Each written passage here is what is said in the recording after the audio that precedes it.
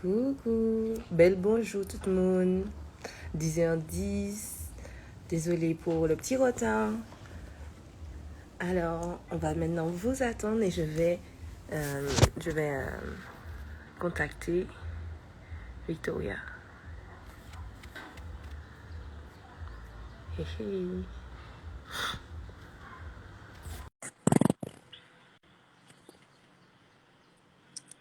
Coucou. Comment vous allez déjà, ceux qui sont déjà présentes? Est-ce que vous m'entendez bien? Est-ce que je dois parler plus fort? N'hésitez pas à tout nous dire. On attend Victoria. Invitation lancée. On connaît nos chers réseaux en Martinique. En tout cas, je suis contente, il fait beau. J'espère que vous allez pouvoir sortir de chez vous un petit peu ce dimanche.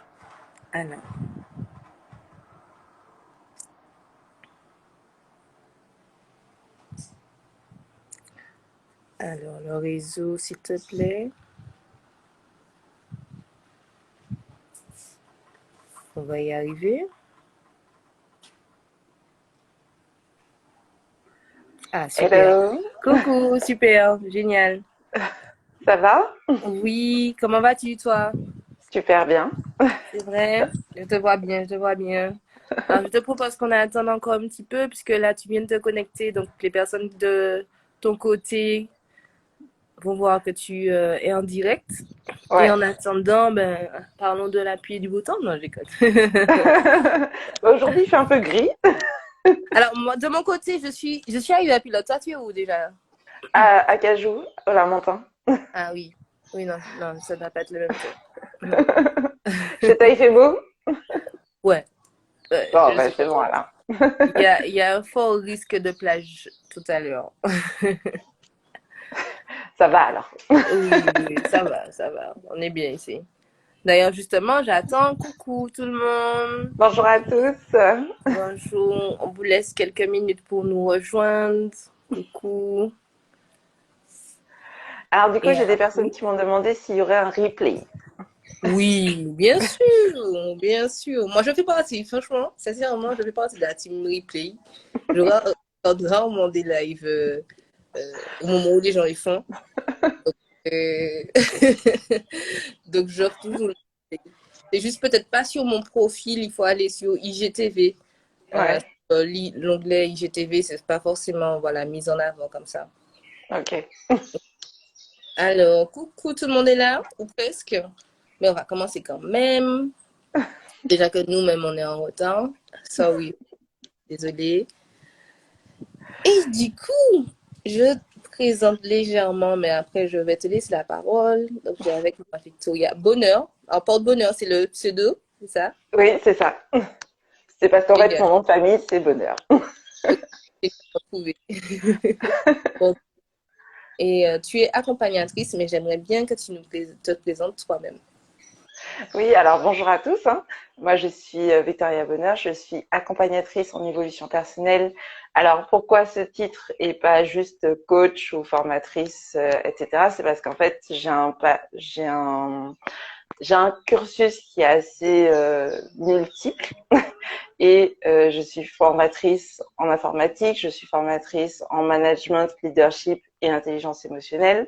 Je suis aussi coach de vie certifié et avant ça, j'étais ingénieure informatique. Donc du coup, comme je suis capable d'accompagner vraiment les personnes sur un ensemble de compétences et aussi de transformation. Et moi, ce qui m'intéresse, c'est vraiment l'évolution de l'individu, que ce soit dans le cadre personnel que dans le cadre professionnel. Et ben, du coup, en fait, j'ai préféré le titre accompagnatrice en évolution personnelle parce que ça présente mieux, en tout cas selon moi, ce que je fais. Donc, voilà. Très bien. Très bien. Et dis-moi, tu as ces temps-ci des personnes, des profils de personnes qui reviennent? Quel type de personnes que tu accompagnes ces temps-ci? Alors, j'accompagne essentiellement des femmes. C'est vrai que mon client, enfin ma cliente, le profil de mon client qui revient le plus souvent, ce sont des femmes fonctionnaires qui ont souvent voulu garder le l'estime de leurs parents. Enfin, en tout cas, elles ont voulu faire comme leurs parents leur disaient ou comme la société leur disait, alors qu'en fait, elles ne ressentaient pas forcément ce qu'elles faisaient. Elles ne D'accord. se sentaient pas forcément bien dans ce qu'elles faisaient. Donc, pour beaucoup, elles sont fonctionnaires, mais il y en a d'autres qui sont cadres dans des entreprises privées. J'accompagne aussi des hommes.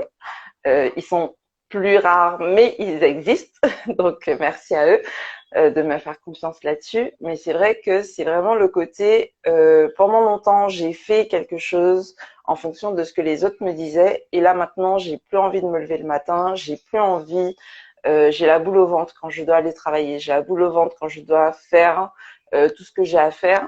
Alors que moi, j'ai l'impression de mourir à petit feu à l'intérieur parce que je ne fais pas ce que j'ai envie de faire. Et c'est aussi pour ça que j'appelle ma communauté les âmes créatives. C'est parce qu'en fait, on a tous une part de créativité en nous. Et parfois, on la cache sous le couvercle du politiquement correct parce que la société veut qu'on ait un CDI, la société veut que une femme, ça soit comme ci, comme ça, alors que ou qu'un homme aussi soit comme ci, comme ça. C'est-à-dire que bien souvent, les hommes, ils n'ont pas l'espace pour être sensibles, pour être connectés à leur créativité et surtout pour avoir une forme de vulnérabilité. Alors que cette vulnérabilité-là, qui est loin d'être une faiblesse, en fait, quand on est vulnérable, on peut être blessé, mais ça ne veut pas dire forcément qu'on est faible. Ça veut juste simplement dire qu'on s'expose en fait au reste du monde. Et quand on s'expose, effectivement, on s'expose aux choses négatives, mais on s'expose aussi aux choses positives. Et dans mes accompagnements, dans ce que je propose, ce que je mets en avant, c'est que la personne a le droit d'être comme elle est. Et à partir de ce qu'elle est, on va voir comment est-ce qu'elle peut se positionner dans son environnement, dans sa société, son environnement extérieur, mais aussi son environnement intérieur, puisqu'on a aussi nous-mêmes intégré des injonctions finalement tout au long de notre vie sur comment est-ce qu'il Les faudrait qu'on fameuses soit. croyances. Voilà. Comment est-ce qu'il faudrait qu'on soit, comment est-ce que les autres devraient nous percevoir, comment est-ce que les autres devraient agir aussi, parce qu'on a des injonctions vis-à-vis de nous, mais on a aussi des injonctions vis-à-vis des autres. Alors que parfois, ce n'est pas ce qui correspond à ce qui nous fait vibrer en fait, ce qui nous donne envie de vivre.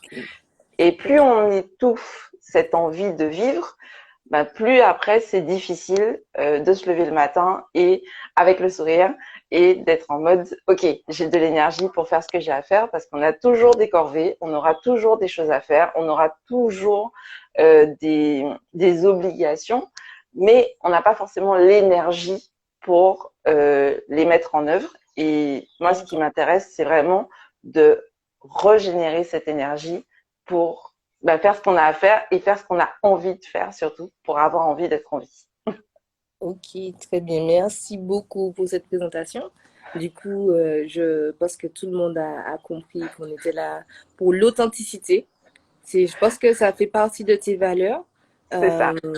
l'authenticité et du coup l'alignement dans sa vie, de vouloir que ce soit notre vie vraiment, pleinement, entièrement, sincèrement. Et ça, je suis à fond aussi dedans et c'est pour ça que j'ai beaucoup, beaucoup aimé ton contenu lorsque je l'ai rencontré. Il y a déjà peut-être quelques mois, pas si longtemps, pas un an quand même, mais quelques mois déjà. Et du coup, j'ai aussi vu que tu avais écrit un livre Oui. qui est sorti il n'y a pas longtemps Oui, et au que début de l'année. au début de l'année. Et je voulais, moi, te poser des questions sur ce qui t'a amené à intituler ce livre Comment utiliser la colère de manière constructive. J'ai carrément pris le titre parce que pour moi, c'était tellement d'actualité avec ce qui se passe là.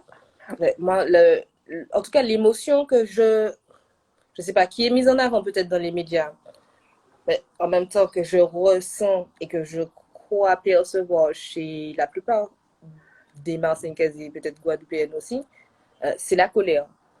Et moi, juste pour que tu puisses d'abord nous expliquer qu'est-ce que tu entends par intelligence émotionnelle et qu'est-ce que tu entends par, qu'est-ce que tu mets derrière le mot émotion? Quelle est ta Ok, définition pour toi? d'accord. Alors effectivement, j'ai écrit un livre qui s'appelle Mon bonheur, la raison de ma colère, ou comment utiliser sa colère de manière constructive. Je le montre pour ceux qui ne le connaissent pas. Mais en fait, ce qui est venu, pourquoi j'ai écrit ce livre-là, c'est parce que tout au long de ma vie, j'ai été confrontée justement à cette colère qui existe et qui dérange. Et je suis allée chercher justement la raison Mhm. de cette existence, puisque on nous dit qu'il faut pas être en colère, on nous dit qu'on ne doit pas ressentir de la colère, mais pourtant cette émotion-là, elle existe au quotidien et la nature ne fait pas les choses de façon inutile. C'est-à-dire que dès qu'il existe quelque chose, ça veut dire que ça a une certaine utilité, même si pour certains individus, pour certaines espèces, ça peut être néfaste, pour d'autres, ça va être positif. Donc du coup, je suis allée chercher un petit peu ça et tout au long de mon cheminement, tout au long de mon processus d'apprentissage, j'ai découvert que les émotions, en fait, c'est une énergie. C'est l'énergie, étymologiquement, émotion, c'est émovere, et ça veut dire énergie du mouvement.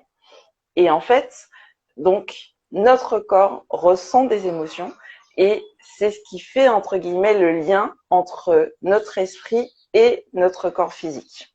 Alors l'esprit, l'âme, l'inconscient, tout ça, tout ce qui est entre guillemets éthérique va se connecter au corps par le biais des émotions. Et les émotions vont se transmettre dans le corps au niveau chimique aussi, puisqu'il y a des réactions chimiques. On va avoir la chair de poule, on va avoir le cœur qui palpite, on va avoir le sang qui monte aux joues ou aux extrémités, etc., etc., vis-à-vis des émotions qu'on ressent. Donc, l'émotion, c'est vraiment une énergie et chaque émotion a son utilité. Ça veut dire qu'en fait, notre corps va réagir, comme je disais, à notre environnement extérieur, mais aussi à notre environnement intérieur. Notre environnement intérieur, c'est quoi? C'est nos pensées, c'est ce sur quoi on pose notre attention, et c'est aussi tout ce qui est inconscient. Donc, si jamais on se retrouve, par exemple, on arrive dans une pièce avec des personnes qui ont une vibration particulière, parce qu'il faut savoir aussi que, je remets le contexte, notre corps, on a tendance à le voir comme quelque chose de matériel, mais les atomes, c'est quoi? C'est 1% de physique et 99% d'énergie. Donc, c'est aussi pour ça que je parle d'énergie et de vibration. C'est parce que l'information dont on est constituée à 99% d'énergie. Donc, effectivement, si jamais il y a quelqu'un qui va arriver, là je parle de quelque chose d'assez violent, mais il y a quelqu'un qui arrive avec un gros couteau en position menaçante, même si on ne l'a pas encore conscientisé, notre corps va déjà réagir face à la menace. Parce que notre système de fonctionnement est orienté pour la survie.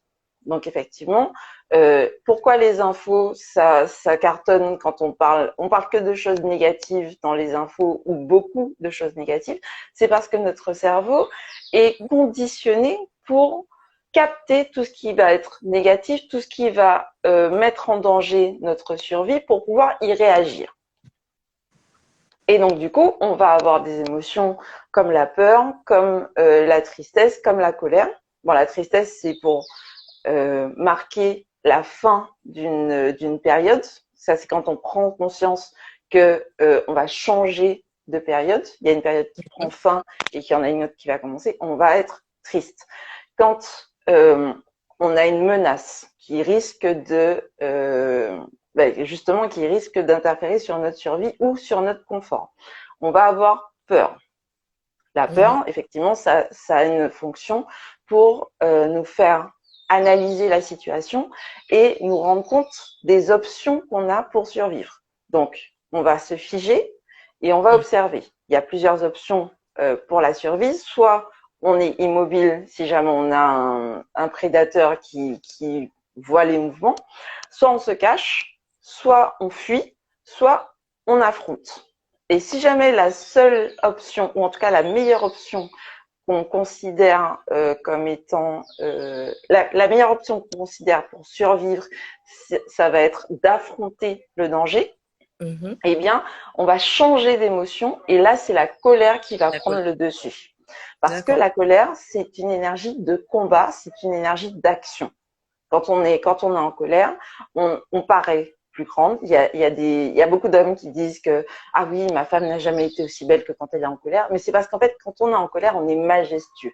On a du sang qui circule à toute vitesse dans notre corps, que ce soit dans les jambes, que ce soit dans les bras, que ce soit au niveau du visage, pour nous faire paraître plus grands. Ça se remarque aussi au niveau des animaux. Par exemple, les chats, quand ils font le gros dos, ben en fait, c'est pour paraître plus gros et plus impressionnant. Donc, la colère, en fait, c'est une énergie de combat. Cette énergie-là, elle va nous faire bouger, elle va nous faire avancer et elle va nous faire surtout affronter les événements qui menacent notre bien-être et qui menacent notre survie. Donc voilà, et puis la joie, puisque ça fait partie quand même des émotions, même si cette émotion-là, en général, on s'en fiche parce que c'est une émotion qui ne dérange personne et qui est agréable, etc. La joie, elle va nous permettre d'assimiler, de rentrer en connexion avec notre environnement et d'apprendre plus facilement.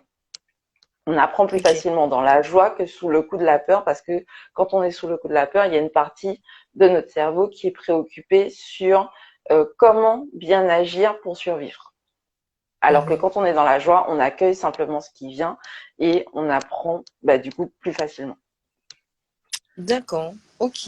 En tout cas, merci pour cette définition. En tout cas, pour cette meilleure compréhension pour moi déjà. Parce que souvent, la colère, si on a été sensiblement éduqué par le même environnement, c'est vu comme une perte de contrôle. Je ne sais pas si tu vois, c'est une perte de contrôle de soi, c'est qu'on n'arrive pas à se maîtriser lorsqu'on est en colère. Et c'est une autre façon de comprendre cette émotion. C'est pas, pour moi, je ne dis pas que c'est tout le temps légitime de se mettre en colère, mais c'est compréhensible. Qu'est-ce que toi tu penses par rapport au la colère? La perte de contrôle, c'est dans le fait d'agir vis-à-vis d'une émotion. La colère en elle-même en fait, elle a toujours une certaine légitimité. Il y a une différence entre ressentir de la colère et agir de façon colérique. Pour moi, c'est important de dissocier les deux parce que justement, j'ai pas encore parlé du concept d'intelligence émotionnelle, mais il y a une différence entre ressentir une émotion et agir vis-à-vis de cette émotion-là. D'accord? Et c'est vrai que la colère, c'est un mot qui dérange. De toute façon, c'est une émotion qui dérange parce que c'est une émotion qui te dit, tu n'es pas à ta place, bouge. Tu n'es pas à la bonne place, bouge. Donc, forcément, ça va nous faire réagir, ça va nous faire nous mettre en mouvement. Et si jamais on n'a pas appris à canaliser cette énergie, ça va aussi déranger les autres et ça va faire entre guillemets un effet domino, un effet boule de neige qui va mettre les autres en colère aussi parce que ça va les déranger, cette émotion-là. Et comme on n'a pas appris à accueillir, à reconnaître nos émotions, à les comprendre et aussi à les canaliser, et ça c'est tout l'intérêt de l'intelligence émotionnelle, c'est quelque chose qui s'acquiert. Il existe plusieurs types d'intelligence. On parle souvent du QI, quotient intellectuel, mais ça en fait c'est parce qu'il y a l'intelligence logique, il y a l'intelligence spatiale, enfin il existe tout un tas d'intelligence, l'intelligence musicale pour les personnes qui sont très douées pour chanter ou jouer d'un instrument, ou même danser aussi, parce que la danse, c'est une intelligence musicale, mais c'est aussi une intelligence corporelle. Donc voilà, il existe plusieurs types d'intelligence, et l'intelligence émotionnelle, c'est la faculté, en fait, de reconnaître ses propres émotions, les comprendre, donc identifier d'où vient la source, ce qui a provoqué le fait qu'on ressente cette émotion-là. Ensuite, il y a la partie maîtriser. Alors, j'aime pas trop le terme maîtriser. Je préfère le côté réguler parce qu'en fait, on va pas forcément contrôler le fait qu'on ressente une émotion ou pas. Par contre, on peut contrôler ce qu'on fait de cette émotion-là. Comment est-ce qu'on va agir en sachant qu'on ressent cette émotion-là. Donc ça, c'est vis-à-vis de nous. Ça, c'est la partie, entre guillemets, conscience de soi, de l'émotion, de l'intelligence émotionnelle. Et puis, il y a la partie aussi empathie et interaction, aptitude sociale, qui là va rentrer effectivement dans l'interaction avec les autres, avec notre environnement extérieur, qui va être de reconnaître une émotion chez quelqu'un en face de nous ou chez un groupe de personnes et adapter aussi notre réponse vis-à-vis de ce comportement qui aura été induit par l'émotion chez la personne. Et là, effectivement, c'est important. Moi, je l'enseigne dans mes formations de leadership parce que quand on a un leader, ça veut dire qu'on a développé son intelligence sociale. Le leader, c'est quoi? C'est le fait de rallier les autres à une cause commune, que ce soit la sienne ou que ce soit celle du groupe. Mais c'est important en fait de connaître les émotions des autres. C'est important de comprendre les émotions des autres aussi, parce que, comme je te disais, en fait, chaque émotion a son utilité et chaque émotion, en fait, elle va venir engendrer un comportement ou en tout cas une action vis-à-vis des autres. Et pour justement fédérer tout un groupe ou se fédérer soi-même pour agir, donc ça c'est la partie motivation, c'est important aussi d'avoir cette connaissance-là et cette compréhension du pourquoi. Alors, pourquoi, pas le pourquoi en un seul mot, mais pour obtenir quoi. Quelle réaction, quel comportement. Voilà. Quel est le résultat qu'on veut obtenir quand on a cette émotion et quand on va poser une action. Alors, cette action-là, elle peut être, ça peut être une non-action aussi. Oui. Parce que agir. Des fois, ne rien faire et ne rien dire, c'est très bien. Voilà. Mais c'est aussi un choix, en fait. C'est aussi un choix que chaque personne peut faire pour obtenir le résultat qu'il souhaite. Alors, c'est pas toujours le meilleur, mais ça fait partie des options qui sont à notre disposition.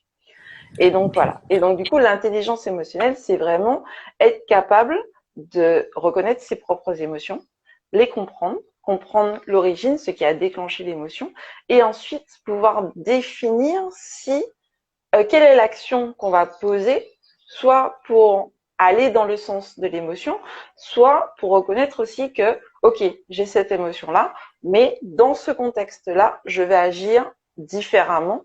Il y a des personnes qui peuvent être en colère et sourire aussi en même temps parce que ce n'est pas le moment adéquat, entre guillemets, d'utiliser cette colère.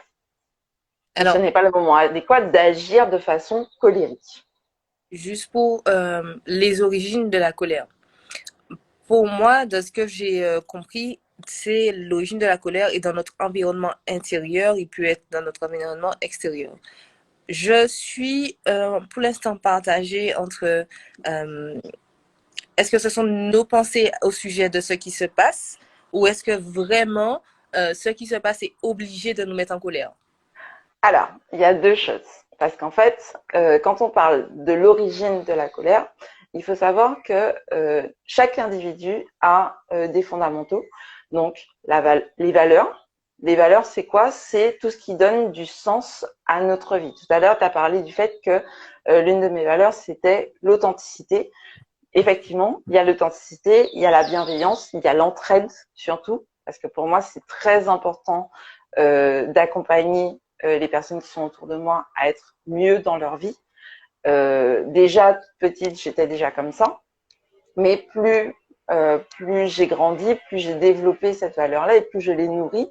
Et en fait, c'est quand, quand je fais des actions dans ce sens, ça me donne de l'énergie. C'est ça une valeur. Donc, Ok. une valeur, c'est une notion qui, quand on fait des actions dans ce sens, elle nous donne de l'énergie. Et c'est aussi tellement important pour nous que si jamais on a une valeur qui est bafouée, si par exemple, pour toi, je sais pas moi, la valeur, c'est la bienveillance, et que tu vois qu'il y a quelqu'un qui agit de façon malveillante, tout de suite, tu vas changer d'humeur, comme on dit. Ça te fait changer de caractère parce que pour toi, c'est inimaginable, ce n'est pas juste. Alors, juste dans le sens, ce n'est pas aligné avec ce que tu es. D'accord? Oui. Ok. Donc, là, il y a cette partie-là. Et puis, ce qui peut nous mettre en colère aussi, c'est le fait que nos besoins, donc on a un certain nombre de besoins. Je vous invite à consulter la pyramide des besoins de Maslow qui regroupe, bon, il n'y a pas que ça comme liste de besoins, mais notamment les besoins primaires, dormir, manger, se reproduire, boire, enfin bon, respirer aussi. Si par Ça, c'est exemple, besoin de tout, on va dire. voilà, ce sont les Ah, besoins physiologiques, c'est les besoins de base. Ensuite, on a un besoin de sécurité. Ça peut être la sécurité de son intégrité physique. Ça peut être aussi maintenant, avec l'évolution de la société, il y a aussi la sécurité financière. Voilà, merci. il y a la sécurité matérielle. Donc, il y a tous ces besoins-là. Et puis après, il y a le besoin d'appartenance, d'être intégré dans un groupe, puisque nous sommes des animaux sociaux, hein, Mhm. faut dire ce qui est. Et puis après, il y a le besoin de réalisation de soi, d'estime de soi, etc. Mais en fait, quand les besoins primaires, alors ça a été présenté sous forme de pyramide parce qu'en général, quand les besoins primaires, primitifs comme dormir, manger, boire, avoir une sexualité épanouie, etc., ne sont pas remplis, eh bien, ça va agir sur notre humeur. Si jamais on a un manque de sommeil, on est plus facilement irritable parce qu'on n'a pas rempli nos besoins. Si jamais à chaque fois on se sent en insécurité, comme je vous l'ai dit tout à l'heure, la colère, ça va être aussi en réaction à une nécessité de survie. Donc, si jamais on se sent tout le temps en insécurité, ça veut dire qu'on sera toujours sur la défensive, on sera toujours en mode combat. Et donc, du coup, dès qu'on va avoir une interaction avec notre environnement extérieur, on va réagir comme un combattant. Mhm. Et qu'est-ce qu'il fait un combattant? Eh bien, il agresse ceux qui est en face de lui. Donc, c'est important aussi de prendre en compte. Il y a deux choses principales. Ce sont connaître ses valeurs pour savoir qu'est-ce qui nous fait justement changer d'humeur et remplir nos besoins. De la même façon qu'il y a des personnes, quand elles ont faim, c'est pas la peine de leur parler. Elles vont te dire, non, mais tu me parles là, j'en ai rien à fiche parce que j'ai faim. Mhm. Tu vois? Parce que ces besoins-là n'ont pas été effectivement Remplis. assurés. Ouais. Voilà, Mhm. c'est ça. Ok. Donc, ça, c'est important. Et en fait, à partir de là, il se développe d'autres fondamentaux qui sont les croyances. Les croyances, c'est Mhm. toute affirmation qu'on considère comme vraie. On va en général adopter une croyance parce qu'elle va, d'une certaine façon, nous conforter dans la réalisation, dans dans l'honneur, entre guillemets, d'une valeur. Si par exemple, on a, je sais pas moi, pour valeur la bienveillance, eh bien, on peut penser que aider quelqu'un qui est dans le besoin, ça va nourrir notre valeur. Il faut Oui. aider. Et dès qu'il y a il faut, des injonctions, etc., sans fait vérifié, ça va être une croyance. Et on peut adapter, on peut changer de croyance au fur et à mesure de notre vie, mais en général, Mhm. salut tout le monde, en général, les valeurs sont quand même assez ancrées à partir de 16-17 ans. on a des valeurs quand même assez bien ancrées, alors que les croyances peuvent évoluer tout au long de la vie. Ok. Et puis, on a la dernière chose, c'est les limites, parce que effectivement, les limites, en fait, c'est ce qui va permettre de définir notre périmètre de bien-être et de sécurité, la zone de confort entre guillemets, qui va nous permettre de dire, ok, là par exemple, quand on me parle, j'aime qu'on me parle de façon polie. Alors, tu peux employer certains gros mots, mais au-delà d'une certaine limite, je me sens agressée. Et donc, du coup, si jamais tu franchis une de mes limites, je vais me mettre en position, je vais ressentir de la colère parce que j'aurai l'impression euh, que tu auras empiété sur mon périmètre de sécurité, sur mon périmètre d'intégrité. C'est comme quand il y a des personnes qui aiment bien enfin, qui sont grandes bulles, donc qui n'aiment pas trop que les gens soient trop proches d'elles. Ben, si jamais tu t'approches trop près d'elles, elles vont avoir un mouvement de recul pour préserver leur périmètre de sécurité. Ça fait partie de leurs limites aussi. Et il y a Tu les vois? limites émotionnelles, on va dire, ou de valeur pour les personnes qu'on appelle finalement susceptibles. Oui. Est-ce que toi, tu peux nous dire quelque chose sur les personnes susceptibles? C'est-à-dire que tu as vraiment l'impression que le seuil est très, très bas de ce qui est acceptable au final pour elles. Et du coup, dans le vécu avec ces personnes-là, comme c'est ma prochaine question, comment interagir avec une personne qui est en colère ou qui est ce qu'on appelle susceptible avec des limites qui sont plus ou moins, beaucoup plus petites, entre guillemets, que les nôtres, surtout.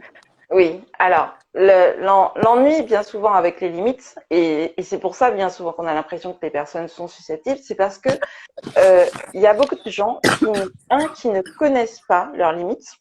Et là, on revient dans l'intelligence émotionnelle parce que c'est important de se connaître soi pour pouvoir ensuite expliquer aux autres comment est-ce qu'on fonctionne.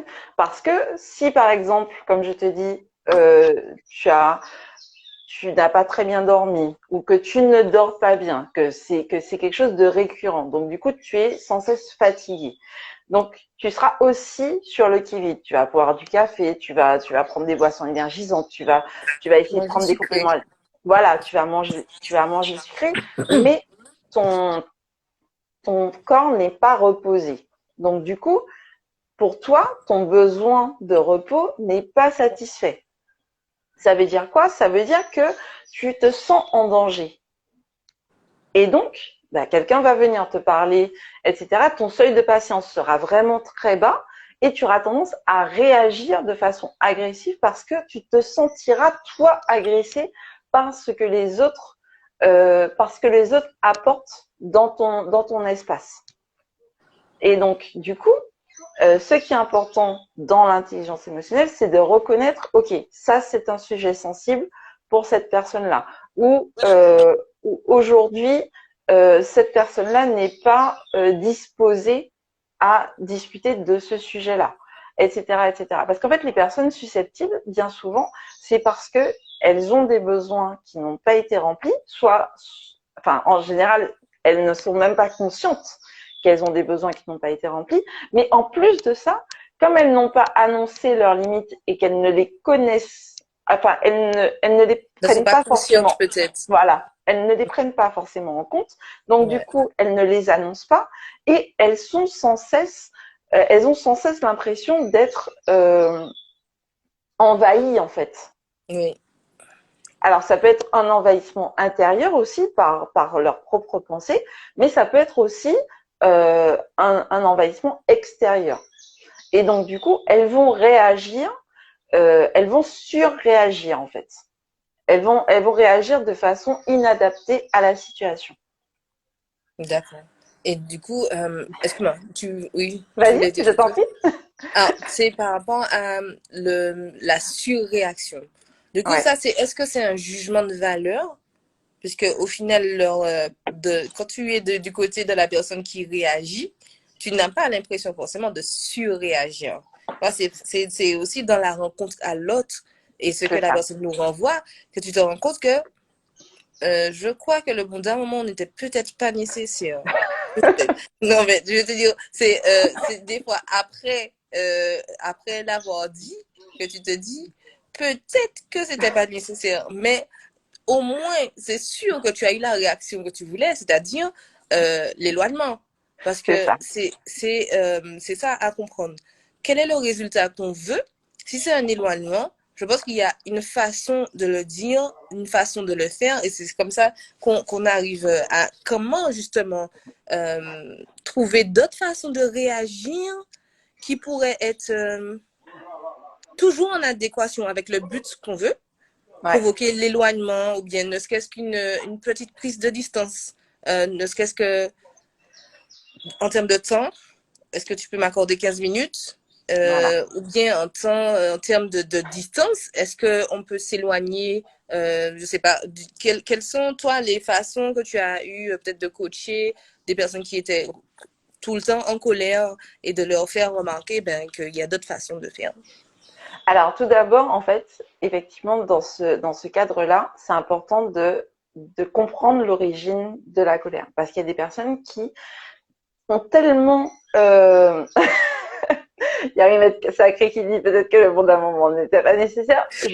C'est pas toujours nécessaire. Alors, c'est important, en fait, de prendre conscience déjà que l'intelligence émotionnelle, ça se développe. On peut, on peut ne pas être initialement très intelligent émotionnellement parce qu'on n'a pas beaucoup d'outils pour justement nommer nos émotions. Quand on parle de colère, bien souvent, on pense à la colère, colère fureur, Mhm. au côté violent, alors qu'il y a plusieurs degrés de colère. Mhm. La frustration, c'est Ouais. déjà dans le cadre de la colère. L'agacement, c'est déjà dans le cadre de la colère. L'exaspération, c'est un autre stade de colère. Tu vois, il y a vraiment toute une graduation de colère. Moi, dans mon livre, j'ai tendance à faire une espèce de compteur. Alors, Mhm. je l'ai noté pour pouvoir te le montrer Mhm. assez rapidement, mais bon, Oui, voilà, vas-y, tu vois, vas-y. OK. tu Alors, on vois. a quoi? Au début, ça commence comment? Ça commence Au doucement. Ça début, commence. on est dans la détente. Et puis ensuite, OK. il y a la frustration. Ensuite, il y Mhm. a l'impatience. Ensuite, Mhm. on dépasse le stade de l'impatience, on est agacé. Mhm. Après, effectivement, il y a la contrariété. Mhm. Puis la colère. Et puis après, quand on se dépasse le stade de la colère, on est dans l'exaspération, la rage et la fureur. Et en Mhm. général, l'exaspération, la rage et la fureur, on est déjà dans du seuil politiquement correct inacceptable parce que on va réagir de façon violente, parce que justement il y a ce côté où on est dans la zone rouge, on est hors de nous, tu Mhm. vois. Oui. Et c'est important, en fait, de découvrir d'autres façons de réagir parce qu'il y a des personnes qui ont été élevées à coups de gros jurons, à coups de coups aussi, simplement, euh, Effectivement. et, et qui ont souvent eu cette interaction de je t'aime moi non plus, donc je te rejette, et puis quand tu es pas trop mal, je veux bien, ou quand j'ai besoin de toi, je viens te voir.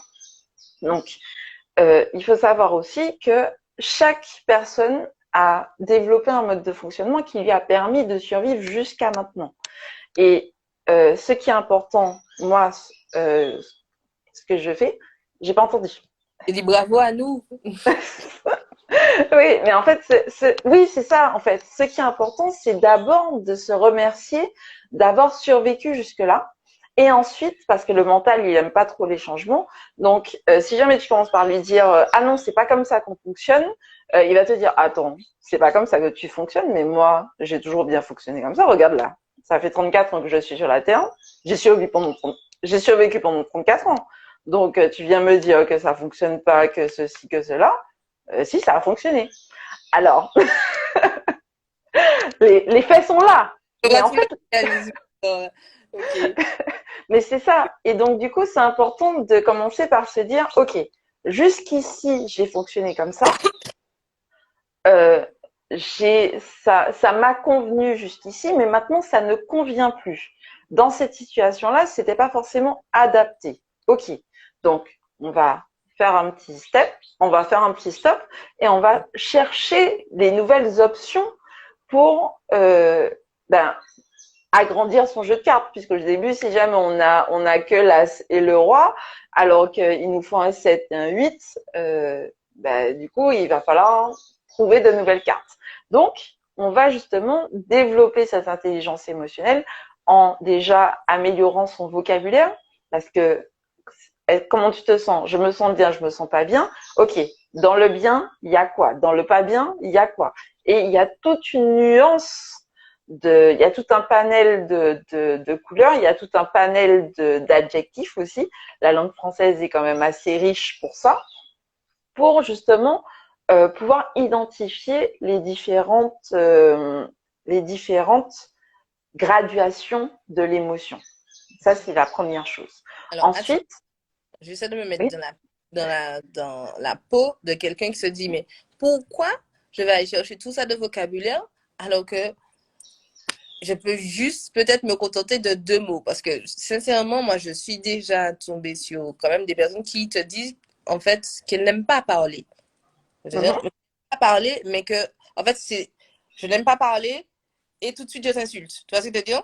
C'est soit je n'aime pas parler ou je t'insulte. Donc, c'est comment, moi j'ai envie de te dire comment rendre ça, euh, comment marketer le fait de pouvoir dire des choses qui sont un peu plus dans un langage fleuri ou bien même avec d'autres adjectifs. Parce que sur le coup, je peux t'assurer que maintenant que je vois à quel point les gens sont réticents à changer, il faut que ça soit, moi, faut que les gens aient envie de chercher tout ça de vocabulaire. Pourquoi ils se feraient chier à chercher du vocabulaire? Ça te dit? Alors, pour obtenir quoi? Pour obtenir déjà le respect de ses propres limites. Et puis aussi, c'est par rapport aux conséquences que il y a Rimette Sacré qui nous dit devenir poète. En fait, c'est pour aussi attirer des conséquences qui seront plus agréables parce que Ok. moi j'avais tendance à dire que quand je vais bien, c'est pas pour réparer les pots cassés de quand je vais pas bien. Et à l'époque, j'allais vraiment souvent pas bien.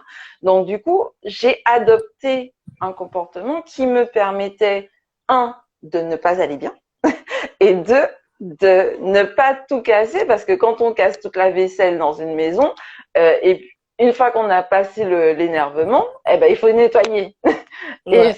c'est nous-mêmes qui nettoyons notre merde. Donc, donc du coup, non. Personnellement, tu vois, le concept d'envoyer de la vaisselle à travers la pièce, moi, je me suis toujours dit, vu qu'il va falloir que je nettoie après, c'est hors de question.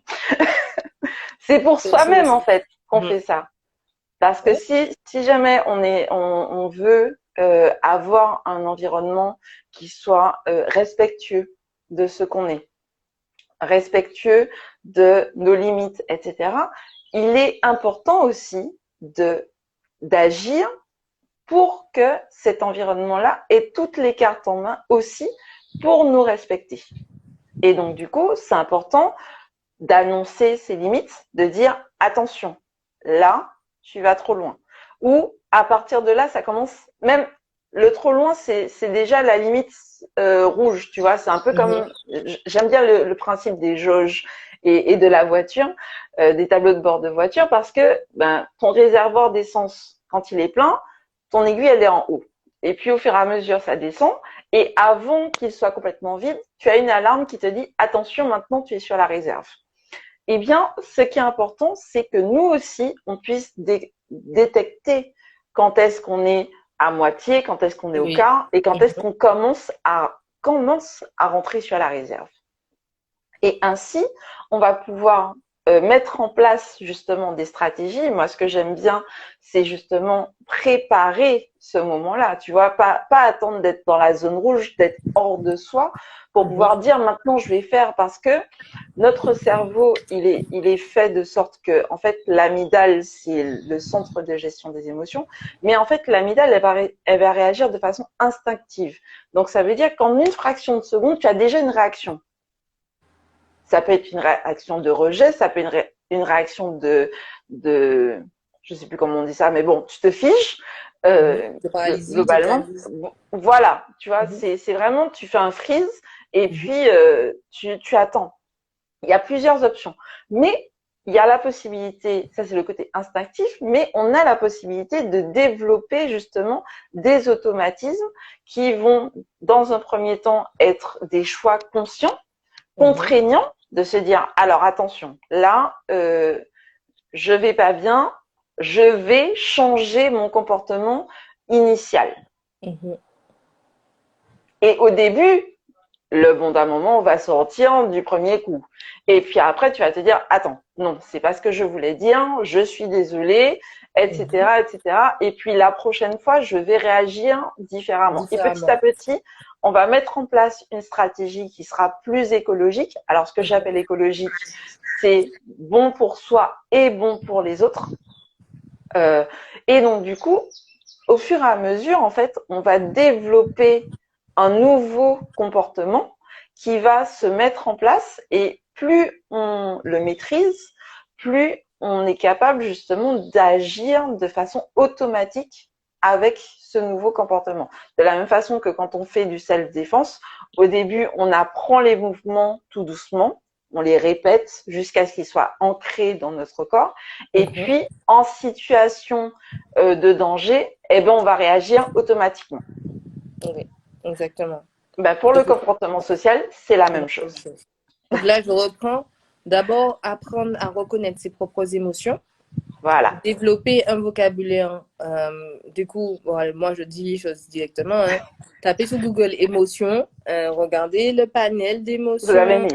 Je veux dire, et après aussi acheter le livre de Victoria. Il y a plusieurs façons de dire je suis en colère, je suis frustrée. Je commence à être vraiment très insatisfaite. Je crois que ce n'est pas cette interaction-là que je voulais. Ouais. En fait, là, j'ai l'impression quand même que c'est beaucoup dans la communication. C'est toujours ça, en fait. On est toujours dans la communication, même si on ne s'en rend pas compte. Il y a une communication non verbale, il y a une communication verbale. Et l'ennui, c'est que tant qu'on ne pose pas les mots sur ce qu'on veut vraiment dire, tant qu'on ne pose pas les mots sur ce qu'on veut vraiment dire, on n'est pas sûr de ce que l'autre a dans la tête.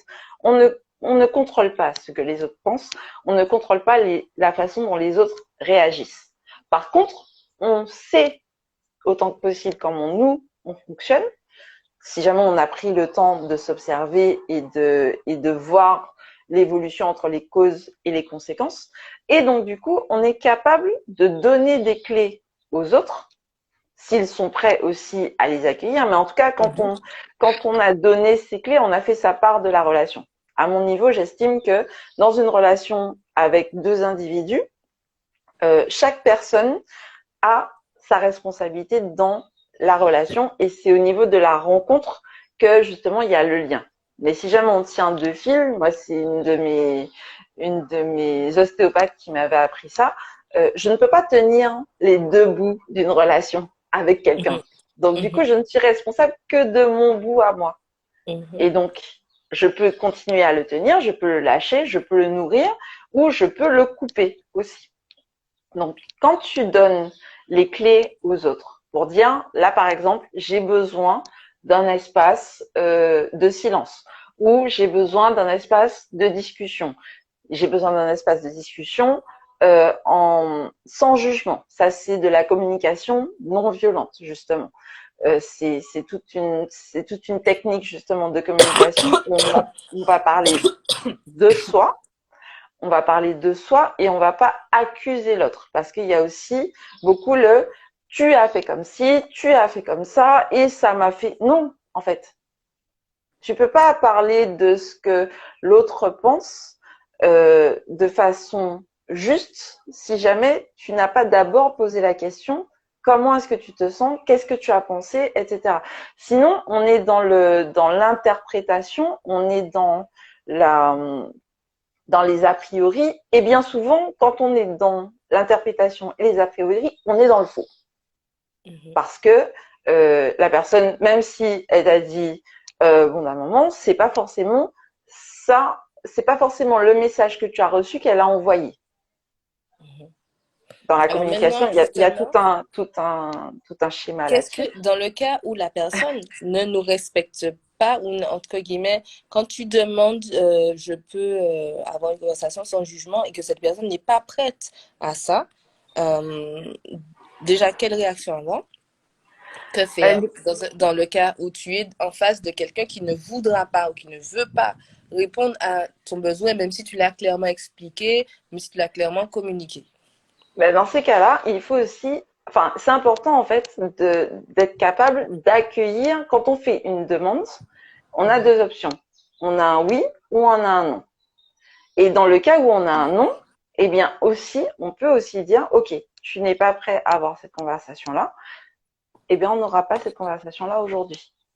Parce que j'ai besoin d'avoir cette conversation-là dans ce cadre-là. Et si jamais ce n'est pas possible, ça va juste créer des parasites, ça va juste créer davantage de conflits et ça sera pas utile ni constructif, ni pour l'un ni pour l'autre. Par contre, si jamais on est dans un cadre de non-consentement, c'est-à-dire je viens vers toi, ne serait-ce que pour une relation d'aide. Quand on veut aider quelqu'un, il faut s'assurer que la personne en face soit d'accord pour recevoir l'aide qu'on va lui proposer. Parce que chaque individu est doté d'un libre arbitre et c'est important, ça fait partie des besoins fondamentaux, de respecter l'espace de l'autre. Donc si par exemple, tu as quelqu'un qui ne veut pas manger et que tu veux lui forcer à ouvrir la bouche et à avaler, etc., etc. Là, on est dans de la violence. Ton intention initiale, elle est bonne, tu veux aider quelqu'un, mais comme l'autre n'est pas disposé à recevoir ton aide, si jamais tu le forces à recevoir ton aide, tu es dans de la violence.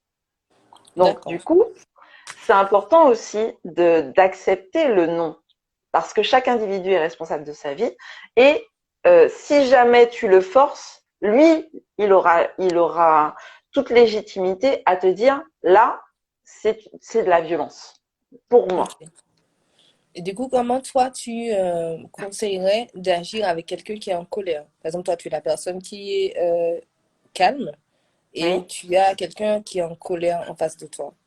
Et, ou bien que tu remarques, par exemple, les fameux incidents. Imaginons que tu sois spectatrice d'une scène où il y a deux personnes ou une personne qui est en colère et qui s'apprête à agir sous cette colère-là de manière violente. Qu'est-ce que tu recommandes?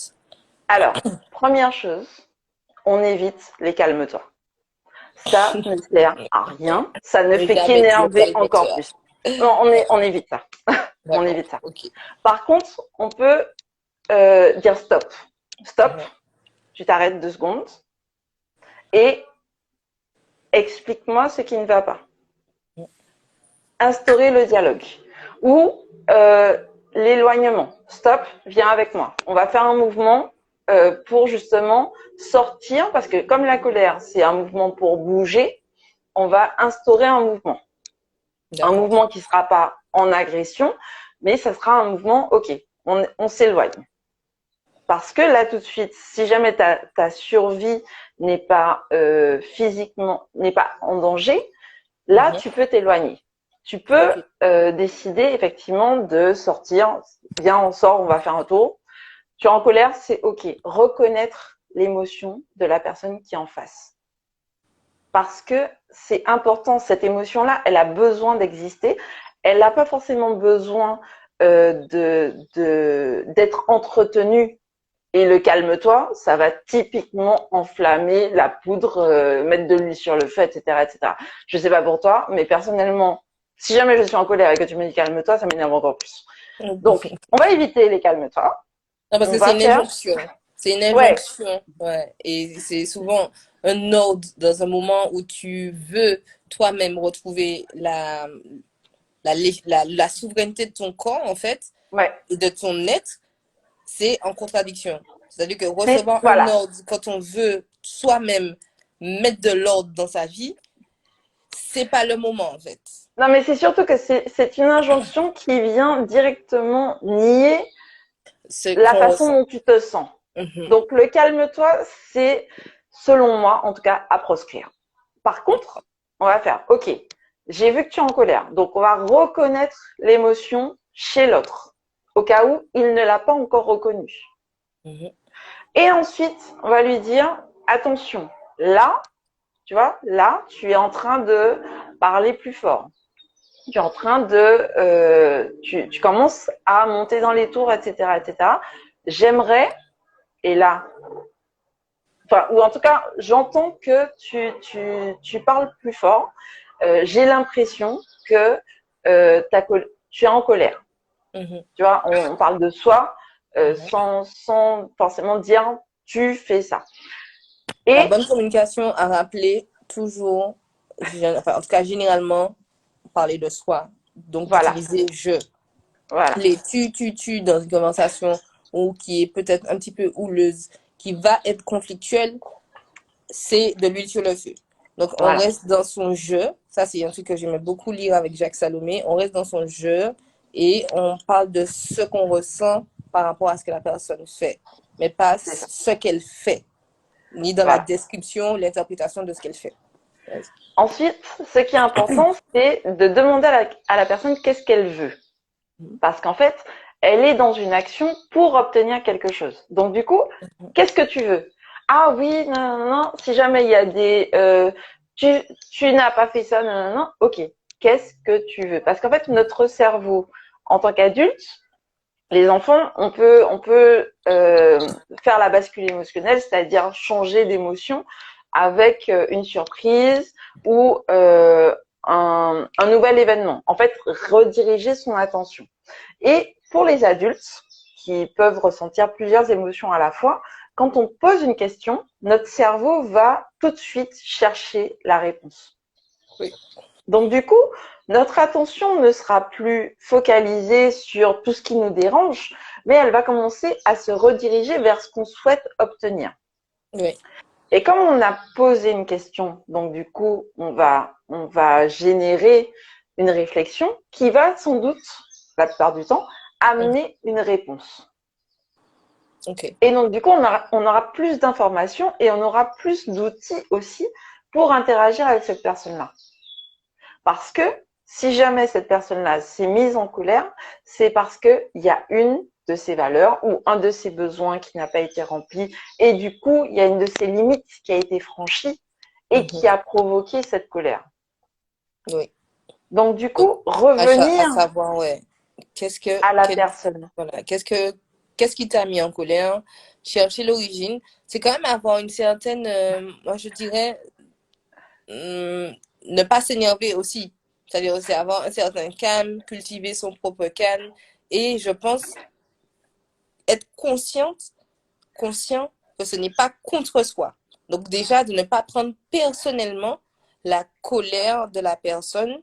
Mais quand bien même c'est contre soi, même Mhm. quand bien même c'est contre soi, ce qui a provoqué la colère, c'est pas forcément notre individu, ça peut être notre comportement. Et quand je te dis de poser la question qu'est-ce que tu veux plutôt que qu'est-ce qui t'a mis en colère, justement, parce qu'en fait, ce qui est important, c'est pas de savoir qu'est-ce qui a mis en colère, c'est de savoir qu'est-ce que la personne veut obtenir grâce à cette colère. Ok, ok, très bien. Parce que si jamais tu demandes qu'est-ce qui t'a mis en colère, là, la personne va nourrir encore plus cette Donc colère et ça entretient. D'accord. voilà. Et Ok. elle va s'enflammer, tu vois. C'est comme quand tu donnes du bois à un barbecue, que tu rajoutes du charbon et puis voilà. Tu vois, Ok. tu mets du zip sur le truc. Là, tu vas nourrir la colère, donc tu vas enflammer le truc. Donc Par on contre, si jamais évite tu, calme-toi et on évite qu'est-ce qui t'a mis en colère. voilà, on va dire, Ok. qu'est-ce que tu veux? Ok. Très bien. Ok. Je Parce que pense que du coup, là, l'attention de la personne va vraiment se focaliser sur ça. C'est-à-dire on va pouvoir passer au-delà des couches de colère, etc. Et on va revenir à la source. Et là, du coup, on va avoir des infos du style, oui, je veux qu'on arrête de m'humilier. Donc, ça veut dire que tu veux te sentir en sécurité. Je veux me sentir respectée. Ok, tu vois. Et là, du coup, là, on peut passer dans du, ok, c'est ça que tu veux. Et comment est-ce qu'on pourrait l'obtenir ensemble? Tu vois, tu veux te oui. sentir en sécurité, tu veux te sentir respecté, tu veux te sentir reconnu. En général, c'est ça les points forts qui vont nous mettre en colère. Donc, ok, tu as ça. Et comment est-ce que on peut Attends le 2 secondes. recevoir? Je t'en prie. Je crois que mon fils m'appelle. Attends, 2 petites secondes.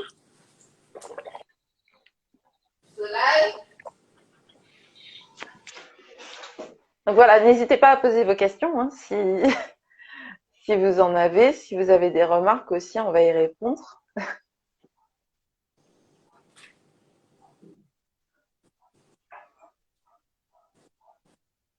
Alors, il y a Rimet Sacré qui disait c'est une preuve aussi de maturité émotionnelle que de différer la conversation. Oui, parce qu'il y a des moments en fait où on n'est pas disposé à recevoir un certain nombre d'informations, ou il y a des fois où on a aussi besoin justement de prendre de la distance vis-à-vis des informations qu'on a reçues pour définir la stratégie Quoi, et aussi Solal?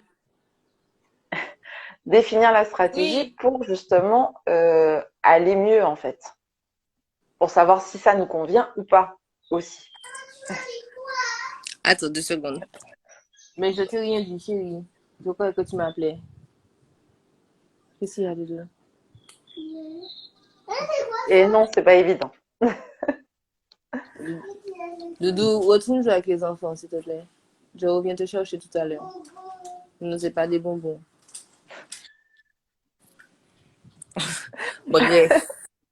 Alors, justement, c'est pour ça que je garde généralement les lives très courts parce que je n'ai qu'une heure avant qu'on arrive à moi. Bref. Donc, je suis totalement d'accord pour ce que tu disais. Oui, quoi. Alors, il y a Rivette Sacré qui dit Oui, mais moi, quand c'est qu'est-ce comme que- ça, j'ai l'impression que l'autre n'accueille pas mon émotion. Mais l'autre n'a pas besoin d'accueillir ton c'est émotion, ce en que fait. j'allais te dire. La question que j'allais te poser, c'est que il faut à un moment réaliser, et je pense que il y a la situation où notre besoin ne sera pas entendu, reconnu et que la personne ne va pas accueillir l'émotion ou que, voilà, par exemple, là, typiquement la situation actuelle euh, où les revendications sont envers une entité qui est le gouvernement, l'État ou je ne sais pas qui, une entité, donc des personnes qui sont pas forcément qui ne sont pas forcément concernés, qui ne vont pas vouloir forcément se sentir concernés, qui ne vont pas répondre forcément positivement aux demandes, Aux donc revendications, oui. aux revendications. Donc il y a le risque que cette colère, cette volonté d'agir continue. Tu vois ce que je veux Oui, dire? bien sûr. Alors, de toute façon, il y a une différence entre reconnaître une émotion et chez l'autre et l'accueillir. Ça, c'est deux choses différentes. C'est-à-dire que je peux reconnaître que tu es frustré, je peux reconnaître que tu n'es pas bien, je peux reconnaître tout ça. Mais ça ne m'appartient pas, ça t'appartient à toi. Donc, même si je suis au courant, d'ailleurs, avec les enfants de mon frère, il y a des moments où ils sont pas d'accord avec moi et je leur dis, tu as le droit d'être comme tu es et j'ai le droit de pas être d'accord avec toi. Par contre, là, dans ce cadre-là, on va reposer justement le cadre de la situation et on va, en fait, on va proposer des comportements. Oui, ça génère de la frustration, mais en fait, chaque individu doit aussi composer avec cette frustration parce que la frustration, c'est en général, on a tendance à dire, c'est dans l'inconfort qu'on grandit. Mais en fait, du coup, ah mince, j'ai pas très bien lu. Non, pour l'instant, on ne va pas pouvoir traiter la question. Donc, du coup, ce qui est important, en fait, quand tu reconnais l'émotion de l'autre, tu peux lui proposer des options. Et l'ennui, c'est quand ta survie est en danger. Là, c'est vraiment ce dont tu parles là, c'est la situation actuelle. En fait, il y a tellement eu de colère non gérée, de besoins non remplis, etc., que en fait, le vase a débordé purement et simplement. Et là, pour le moment, eh bien, ça va continuer à déborder tant qu'il n'y aura pas au moins un certain nombre de besoins qui auront été reconnus et pour lesquels on va trouver une solution pour y répondre. Ça, c'est selon moi. Parce que si jamais on est tout le temps dans la négation des besoins de l'autre, à un moment donné, il va trouver un autre environnement pour survivre. Donc, il va partir ou il va provoquer des ruptures. En général, les ruptures, c'est ça. C'est parce que à un moment donné, on s'est rendu compte que dans cet environnement-là, on ne peut pas répondre à ses besoins, on ne peut pas nourrir ses valeurs, etc. Et à ce moment-là, on n'est pas des arbres en fait, donc on bouge. Et donc du coup, dans une relation, là on parle de relation de peuple à gouvernement, il y aura une fracture. La plupart du temps, quand il y a eu des révolutions, c'était parce que les besoins n'étaient tellement pas remplis qu'il a fallu changer l'environnement. Et malheureusement, cet environnement-là, quand dans la discussion, quand dans la communication, il y a vraiment une rupture, ben on passe au stade suivant qui va justement, tu vois, dans le champ de la graduation, eh ben on va passer à la violence parce que malheureusement, il y a des moments où on se sent tellement oppressé, opprimé et tellement pas entendu que c'est soit on s'en va, soit on affronte. Tu vois, le côté survie, fuir ou affronter, ben, quand on passe en mode affrontement parce qu'on ne peut pas s'enfuir, c'est marche ou crève en fait. Donc on va lutter jusqu'à ce que soit notre besoin aura été pris en compte et on aura trouvé une solution pour le remplir, nos valeurs aussi, soit c'est la mort, parce que les valeurs sont tellement importantes, tellement fondamentales pour nous, que ça nous met en colère, ça nous met en position combative, au point qu'on est capable de mourir pour ça. Alors, j'emploie des termes un peu difficiles, mais c'est vraiment ça, en fait, le principe d'une valeur, c'est que quand c'est ancré en nous, on est capable de se battre pour ça, et parfois jusqu'à la mort. Parce qu'une valeur, si on peut juste prendre la définition 2 secondes, si tu l'as, qu'est-ce que c'est pour toi une valeur? Une valeur, c'est, comme je te disais tout à l'heure, c'est une notion qui donne du sens à notre vie. Et donc, du coup, quand on va faire des actions, c'est vraiment fondamental pour nous, ça nous définit. Donc, on va poser des actions qui vont nourrir ces valeurs-là, ça va nous donner de l'énergie. Ça, c'est un mouvement qui vient de l'intérieur vers l'extérieur. Donc, du coup, c'est une espèce de source inépuisable d'énergie. Alors qu'un besoin, ça va être plutôt l'inverse, c'est-à-dire, par exemple, j'ai soif, je prends un verre d'eau, je bois, mais quand je n'ai plus soif, il peut y avoir 36 000 verres d'eau, une fontaine devant moi, je m'en fiche, ça n'existe plus dans ma vie. Alors que la valeur, c'est vraiment ça qui va nourrir mon énergie, c'est vraiment ça qui va me donner l'impression d'exister. D'accord, ok.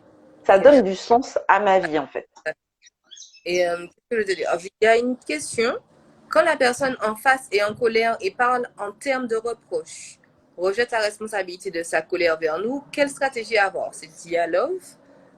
Quelle stratégie avoir quand la personne euh, du coup, trouve l'origine, pense que l'origine de la colère, c'est l'autre.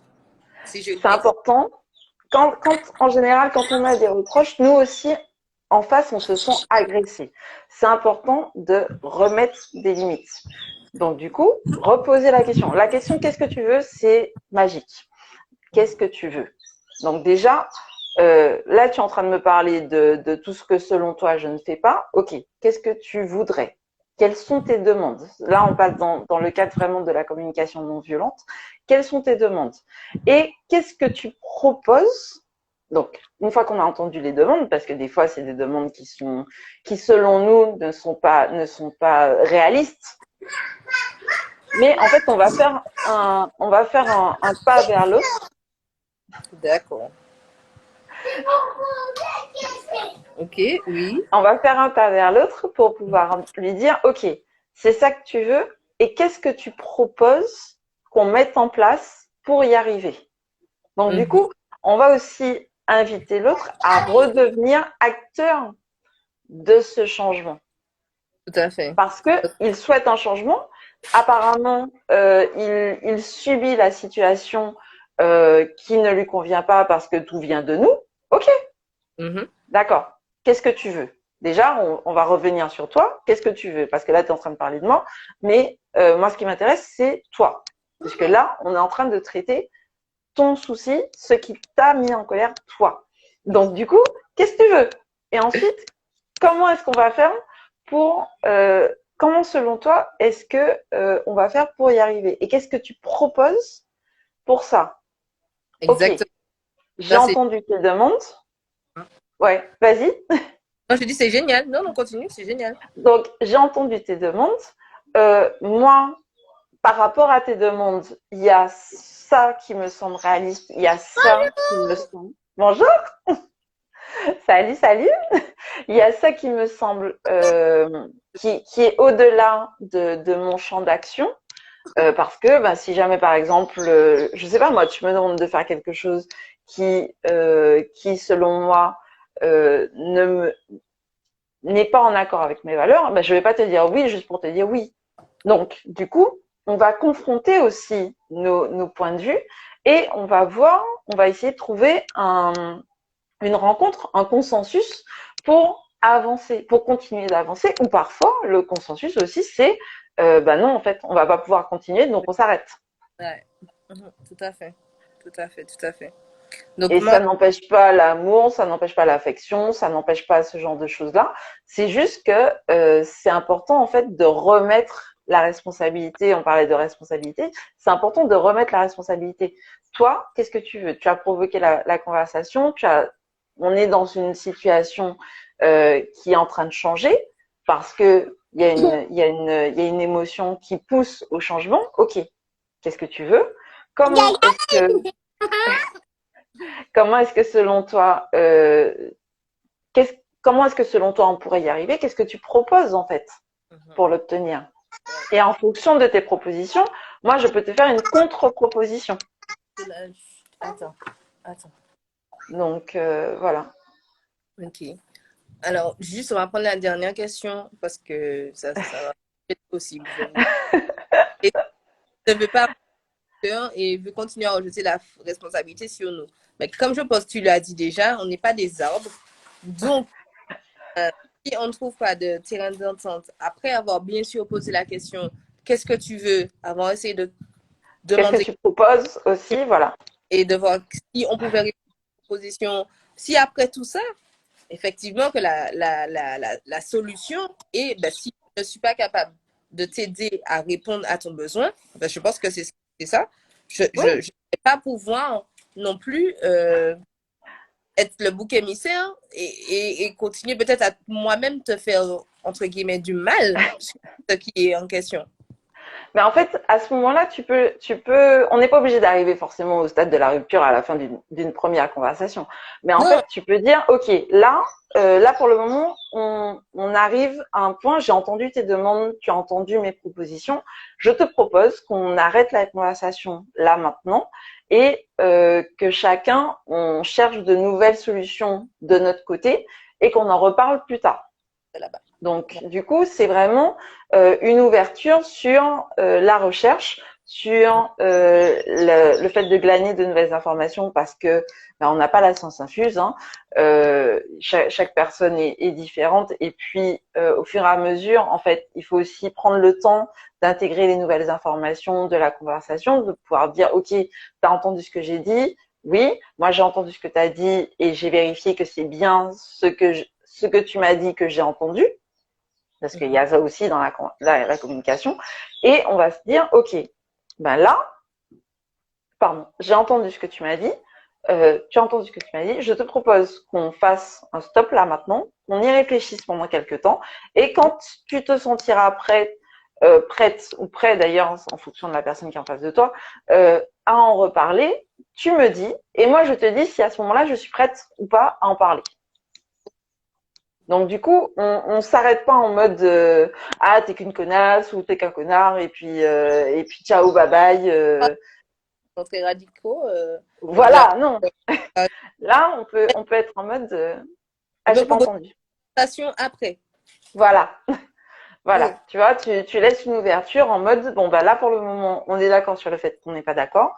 Et puis, si par la suite, tu as de nouveaux éléments, etc., euh, bah, on peut en reparler par la suite. D'autre part, si ce sujet-là, euh, dans le cadre d'un couple ou dans une relation affective, c'est important aussi, selon moi, de prendre le temps de dire, OK, on n'est pas d'accord sur ce sujet-là, mais ça n'empêche pas que j'ai de l'affection pour toi ou ça n'empêche pas que je te respecte. Enfin, remettre un peu les choses dans leur contexte. Si jamais la personne t'a dit qu'elle se sentait pas respectée ou qu'elle se sentait humiliée, etc., prendre le temps, en fait, de lui remettre un petit peu de douceur, parce que Oui. j'ai pas entendu. Et c'est pas interdit non plus. Voilà. Et au contraire, ça fait beaucoup de bien. Ça fait beaucoup de bien de sentir qu'il y a cet espace-là, qu'on a entendu, qu'on avait besoin de ça.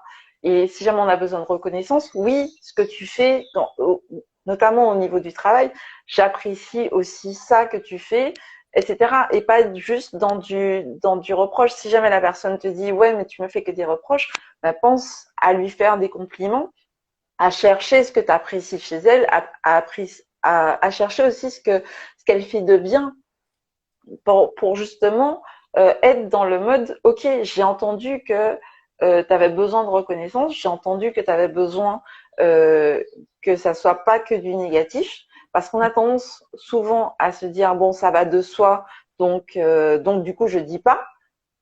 Mais si jamais tu dis que ce qui est négatif, bah, au bout d'un moment, la balance négative, elle est trop lourde en fait. Donc, ok, ouais, bah, je t'ai dit que t'as pas éteint la lumière, d'accord. Mais par contre, t'as fait à manger, ça m'a plu, ou j'aime bien être avec toi, ou j'aime bien travailler avec toi. Enfin, voilà quoi.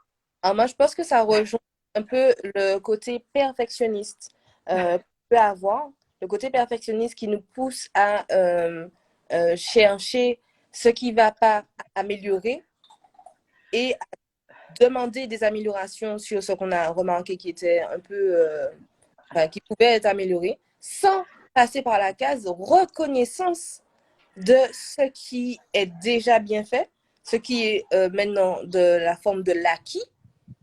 Et, et en fait, ce n'est pas un acquis qui n'a pas de valeur. Donc, même si c'est un acquis, ça a de la valeur et Voilà. montrer une appréciation pour même cet acquis-là. Ok, tu fais à manger tous les jours. Je te remercie Voilà. pour que tu n'étais pas obligé parce que tu le fais bien, tu le fais avec amour et je suis reconnaissante pour ça. Et surtout quand on parle aux hommes, mais ça fonctionne aussi pour les femmes parce qu'on a aussi une part de masculinité, c'est important en fait justement de revenir sur ces acquis parce que quand on pousse à une remise en question, si jamais on ne délimite pas la remise en question à ce domaine-là en disant effectivement tout ça, coucou, tout ça là, c'est acquis, c'est bien, t'as pas besoin de revenir là-dessus, ben en fait la personne, elle ne sait pas où se passe la remise en question et elle va tout remettre en question, Exact. tu vois. Donc le fait de dire effectivement, là c'est bien, ça c'était bien, ça j'apprécie, ça j'aimerais que tu continues à le faire, etc. Ça va nourrir l'estime de la personne et ça va aussi lui donner parfois l'envie de continuer en fait. Parce que Oui. on n'a pas nié le côté positif, mais on n'a pas nié non plus les choses à améliorer et qui posent problème.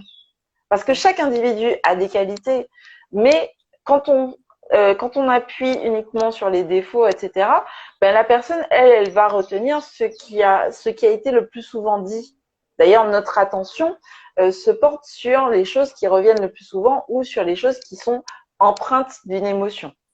Donc, du coup, c'est important de remettre aussi, si jamais il y a 90% de positif et 10% de négatif, ben, dans votre conversation, c'est important aussi de mettre 90% de positif et 10% de négatif. Ok. Eh ben, je te Donc, remercie. voilà. C'est- J'ai beaucoup parlé, je suis désolée. Non, non, c'était super riche. Et c'est pas moi qui a beaucoup parlé, c'est moi qui ai beaucoup posé de questions.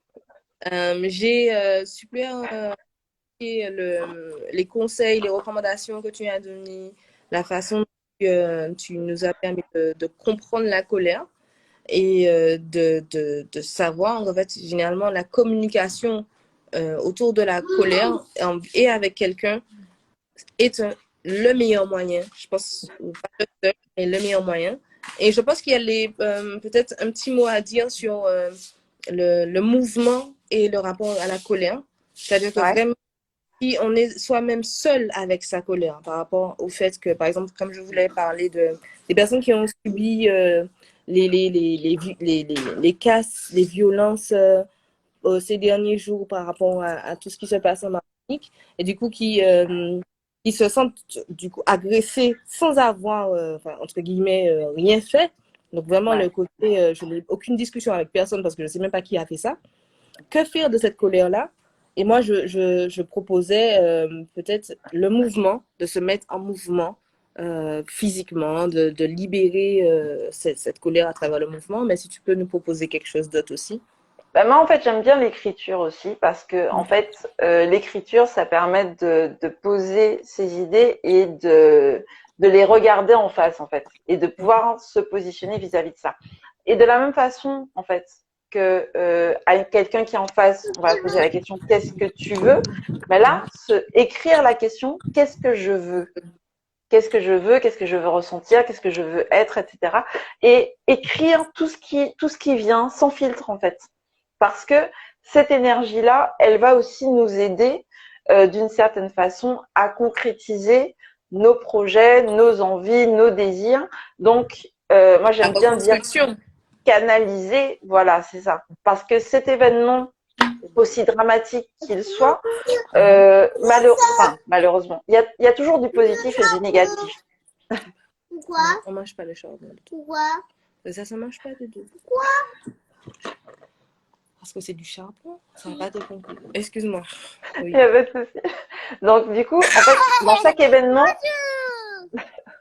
bonjour. Dans chaque événement, il y a du positif et du négatif. Même si pour le moment, sous le coup du traumatisme, on ne voit que le négatif, dans un premier temps, prendre le temps de dire, OK, qu'est-ce que je veux et d'écrire tout ce qui vient va permettre de canaliser l'émotion sur des choses positives déjà. Et puis ensuite, on va mettre en place effectivement euh, les stratégies pour justement avancer et obtenir davantage ce qu'on veut. Donc voilà. Je te laisse parler avec eux. Est-ce que tu peux me laisser ça, s'il te plaît? Donc voilà. Et oui, il y a Ticoralie qui te dit laisse-le goûter le charbon, il va comprendre pourquoi. Il a déjà goûté. Il pose la question, il a déjà goûté. Ça se salira plus. Moi. Bref, alors, oui. Donc, oui, donc Oui, mais voilà. très Donc du bien. coup, Ok, prendre le temps d'écrire. d'écrire parce qu'en fait, l'écriture, c'est un mouvement. Oui. Même si qu'on écrive à la main, qu'on écrive sur un ordinateur, c'est pas ou sur son téléphone portable, c'est pas grave. L'important en fait, c'est justement de faire ce mouvement, mais de faire ce mouvement dans le sens de la solution et pas dans ouais, ça m'a mis en colère, pourquoi, etc. Quand on se cogne le petit doigt sur un meuble, on peut pester autant qu'on veut sur son petit doigt et sur son meuble, ça va ni déplacer le meuble ni déplacer le petit doigt. Donc, se poser la question, qu'est-ce que je veux? Et y répondre à l'écrit. Comme ça, en fait, on pourra regarder ses pensées et décider, OK, ça, c'est toujours vrai. Ça, c'est pas si vrai que ça. Je peux hiérarchiser ce qui me plaît et je peux aussi décider par quoi je vais commencer pour la prochaine action. Donc, D'accord. voilà. Et par rapport à, du coup, le rapport à la personne, la colère par rapport à la personne qui a engendré les dégâts dans sa vie. Parce qu'est-ce que là, les dégâts matériels, mais aussi quand il s'agit d'agression physique. Ouais. Mais là, même ça, en fait, dans qu'est-ce que je veux, ça peut être obtenir réparation, ça peut être que l'auteur des méfaits soit condamné, etc., etc. Donc, rien dans le qu'est-ce que je veux, c'est suffisamment large justement pour qu'on puisse y mettre tout ce qu'on a besoin de mettre et après qu'on puisse décider, ok, ça me convient. Ça, c'est positif pour moi et pour les autres. Mhm. Ça, c'est sous le coup de la colère, j'aurais dit ça, mais maintenant que je suis plus si en colère que ça, ou maintenant que j'ai déjà déversé un peu ce que j'ai déjà que j'ai extériorisé un petit peu tout ce que je ressentais. Ok, Mhm. ben là, par exemple, il y en a qui vont pouvoir dire, ouais, j'ai envie que telle personne meure. Alors que une fois que l'émotion est passée, on va se dire ah ben non en fait je vais pas souhaiter que Mhm. l'autre décède, etc. En plus ça va rien m'apporter parce que ça va Mhm. pas m'apporter réparation ou des trucs comme ça. Ok, donc ça en fait Ça suffit c'est avec pas ça. tant que ça. J'aimerais plutôt que cette personne prenne conscience du mal qu'elle m'a fait, tu vois, des choses Oui, comme ça. oui. Donc on reste large justement pour que chaque individu puisse y mettre ce qu'il a envie. Et ensuite, on va pouvoir dire effectivement qu'est-ce que je veux. Et ensuite, on va faire des déclinaisons. Qu'est-ce que je veux ressentir? Qu'est-ce que je veux obtenir? Qu'est-ce que je veux avoir? Qu'est-ce que je Mhm. veux être aussi? Voilà. Si jamais on a du mal à répondre juste à la question qu'est-ce que je veux, on peut compléter en mode qu'est-ce que je veux ressentir? Qu'est-ce que je veux vivre? Qu'est-ce que je veux avoir? Qu'est-ce que je veux obtenir? Qu'est-ce que je veux faire? Etc. Et à chaque fois répondre à chaque déclinaison parce que rien qu'avec ça, ça nous permet de dessiner une stratégie Mhm. pour avancer et avoir l'esprit orienté solution plutôt que d'avoir l'esprit orienté ouais, j'ai les pieds dans la boue et mes pieds sont sales et j'ai encore les pieds dans la boue et il y a plein de boue partout en fait. Si Ok. jamais tu vas avoir les pieds propres, tu regardes pas la boue, tu regardes, enfin tu dis oui il y a de la boue Va et chercher qu'est-ce que l'eau. je, voilà, je vais me Mhm. laver les pieds ou je vais les essuyer, etc. Donc Mhm. on va passer en mode solution et une fois qu'on a fait la liste, on va par quoi est-ce que je peux commencer là maintenant tout de suite. Et des fois ça peut être juste respirer, Oui. ça peut être se dire ok je m'autorise à trouver ou recevoir une solution bienveillante et écologique euh, pour ces problèmes-là. Enfin, tu vois, c'est des choses comme ça, en fait. Ok. Bah, Donc voilà. merci beaucoup. Là, c'est vrai, j'ai fait vraiment le tour de toutes les questions qu'on avait prévues et je suis très, très, très, très, très reconnaissante pour toutes les clés. Attends, excuse-moi. Quoi? Il fallait trouver l'eau. On trouvait l'eau? Non. Quelle eau? L'eau dans la bouteille. Mais il n'y a plus d'eau dans la bouteille. Il faut prendre la cymbale. Tu vas allumer la lumière de la salle de bain, tu prends la cymbale et tu mets de l'eau. Donc voilà, donc je suis très reconnaissante pour cet échange et pour les clés. Je vais les mettre dans la description du live pour que les personnes puissent un peu comprendre la trame et pour Ouais, retrouver. Parce que je trouve que c'est très, très, très, très bien d'avoir au moins quelques points clés pour savoir de quoi le live parlait. ouais, Et de mon tout à côté, fait. ben, si jamais j'ai à rediriger pour un travail sur le leadership, tu peux rappeler un peu ce que tu proposes? Oui, eh ben en fait, je fais des accompagnements, je Mhm. fais des accompagnements individuels Mhm. et puis aussi j'ai créé des ateliers pour utiliser la colère pour améliorer son leadership, notamment en entreprise ou auprès de cadres et dirigeants, ça c'est bien, mais aussi pour des particuliers. Je fais des ateliers aussi pour l'utilisation constructive de la colère et je fais des accompagnements sur le long terme par contre pour justement découvrir ses valeurs, découvrir ce qui nous fait envie et j'ai aussi une formation pour mettre le temps à son service D'accord. au lieu de lui courir après. Et puis bien Ok. sûr, il y a le livre Le que livre. vous pouvez commander chez votre libraire préféré et qui est aussi en Martinique chez Ananda. Donc D'accord. voilà. Super. Merci beaucoup. Ah ben, je vous Merci à souhaite une très toi. belle journée à tout le monde et surtout une belle journée à toi, Victoria. Au revoir. Au revoir. Et puis, du coup, on a mon petit intervieweur Solal. Merci à tout le monde pour votre patience. Et puis, à la prochaine. Bye bye. Bon À dimanche. bientôt. Bye bye tout le monde. Bon Merci dimanche. d'avoir été là. Au revoir. Bye bye. Au revoir. Au revoir. Au revoir.